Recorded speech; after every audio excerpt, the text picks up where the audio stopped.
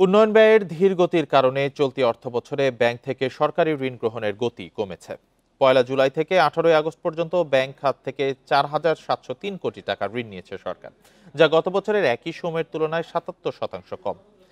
চলতি অর্থবছরের প্রথম মাসে বার্ষিক উন্নয়ন কর্মসূচি এডিপি বাস্তবায়ন ৭ বছরের মধ্যে সর্বনিম্ন পর্যায়ে নেমে এসেছে। মাত্র ১,৬৪৪ কোটি টাকা বিতরণ হয়েছে, যা মোট ব্যয়ের ০.৬৯%। ১২টি মন্ত্রণালয় ও বিভাগ প্রথম মাসের বরাদ্দ থেকে ১ টাকাও ব্যয় করেনি। ব্যয় না বাড়ায় কমেছে ঋণ নেয়ার হার। বাংলাদেশ ব্যাংকের তথ্য অনুযায়ী অর্থবছরের প্রথম সপ্তাহে সরকার কেন্দ্রীয় ব্যাংক থেকে ৬,৪৯৫ কোটি টাকা ঋণ নিয়েছে, আর পরিশোধ করেছে ১,৭৯২ কোটি টাকা।